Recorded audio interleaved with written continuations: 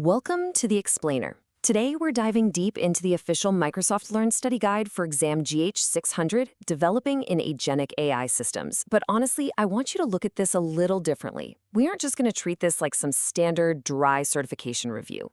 Think of this Explainer as your ultimate blueprint. This is really the AI manager's playbook. Because whether you're actually taking the exam or not, the concepts we're going over today are exactly what you need to understand to hire, integrate, and manage your very first autonomous AI workforce right inside your software development lifecycle. Right off the bat, look at where Microsoft is placing the heaviest emphasis here. Implement tool use and environment interaction sits right at the top. It literally makes up 20 to 25% of the exam. And right behind it, you've got domains like evaluating agents and orchestrating multi-agent coordination. So, what does this tell us? Well, it paints a really clear picture of what's actually critical.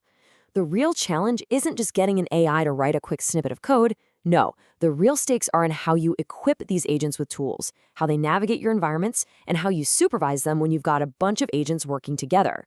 That is where the true complexity lies. So, to get you fully prepared, we'll be tackling this in 6 steps. Architecture and SDLC, tool use and environments, memory, state and context, evaluation and error analysis, multi-agent orchestration, and finally, guardrails and accountability. Let's jump straight into Section 1, Architecture and SDLC. This is all about defining the boundaries for your new digital employee. To successfully bring agents into your workflows, you absolutely have to start by drawing clear boundaries. Just like a human engineer, AI agents need to separate their reasoning and planning phase from their actual execution phase. It's like planning is drawing up the blueprint, and execution is actually swinging the hammer. Keeping these two phases completely distinct is what prevents chaotic, unpredictable code changes from sneaking into your repo. Which brings us to the golden rule. Block action until the plan is checked and approved. Seriously, when you're setting up your agent architecture, you must configure human intervention to validate those plans before letting the AI loose. The trick here, and this is a big theme in the GH-600 guide, is designing the workflow so you keep that total observability and control without actually bogging down your overall delivery pipeline. Moving on to Section 2, Tool Use and Environments. This is where we equip your AI workforce. Okay, we're transitioning into the meatiest part of the exam. How do you actually give your AI the tools to interact with repos, open pull requests, and safely navigate environment constraints? Enter the MCP server. You can think of this as essentially giving your agent a set of digital hands.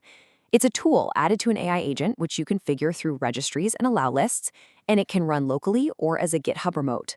This setup dictates exactly how your agents are securely equipped to act within your specific workflows. But here's the reality. Equipping them isn't going to be enough, because things will inevitably go wrong. When an agent's tool execution fails, you need a rock-solid pipeline. Step 1, implement retries. If that doesn't work, Step 2 is triggering rollbacks to revert the changes. From there, you need clear escalation paths to alert a human operator. And through this entire process, you've got to maintain absolute traceability and accountability for every single action that agent even attempted. Let's look at Section 3, Memory, State, and Context. Or, as I like to call it, building institutional knowledge. The big hurdle here is figuring out how to capture task progress as durable artifacts.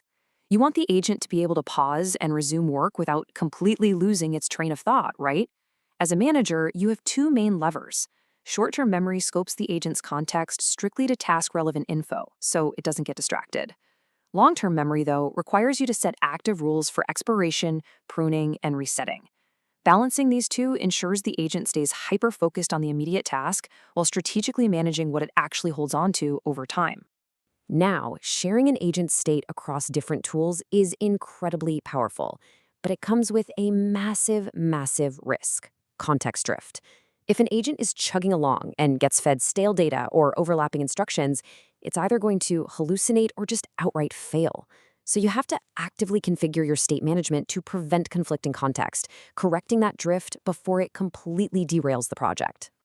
Next up is Section 4, Evaluation and Error Analysis. Time for the AI performance review. Just like any human employee, your AI agents need performance reviews. When your automated scans flag a failure, you've got to step in and find the root cause. Was it a reasoning error, where the agent's logic just sort of endlessly looped? Was it tool misuse, like, say, feeding a bad API key into a prompt? Or was it an environment issue, like it just didn't have the right repo permissions? Once you classify the failure using your logs and traces, then you can tune the agent by tweaking its instructions, its memory, or its tool access. Okay, Section 5, multi-agent orchestration. How do we manage the autonomous team? We are definitely shifting into the advanced territory now. Imagine this. What happens when two highly capable autonomous digital employees are working away in the exact same repository, and their actions fundamentally contradict each other? Left unchecked, you're staring down the barrel of broken builds, duplicated work, and massive deployment headaches. To avoid that absolute chaos, you have to actively manage conflicts. First, configure agent isolation for parallel execution. Basically, keep them from stepping on each other's toes. If they do overlap, your workflow needs to detect those overlapping code changes and eliminate the duplicated effort.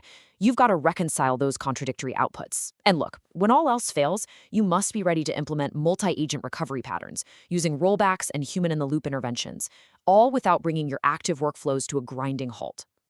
Which brings us to our final module, Section 6, Guardrails and Accountability. This is basically enforcing the HR policies of AI.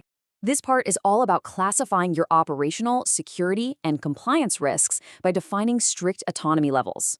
You need to explicitly identify what absolutely requires human judgment. You have to block actions that violate security policies and enforce least privilege access. Crucially, require explicit authorization for any irreversible changes. Because yeah, no one wants an AI accidentally dropping a production database. But here is the real manager's balancing act. You have to minimize the approvals that don't actually reduce risk. Right-sizing these interventions is exactly how you keep the system blazingly fast but completely secure. 700. That is the magic number. That's the exact score you need to pass the GH-600 exam. Hitting that score officially certifies that you have the capability to operate, supervise, and govern these highly complex agentic AI systems right inside production-grade environments. Well, we've walked through the entire playbook. We went from setting architectural boundaries and equipping tools, all the way to managing memory, evaluating errors, orchestrating teams, and defining accountability. You've got the tools, you've got the guardrails. So the only question left to ask yourself is this: are you ready to take these concepts and actually manage an autonomous AI workforce in your own software development lifecycle? Thanks so much for joining me on this explainer, and I'll see you next time.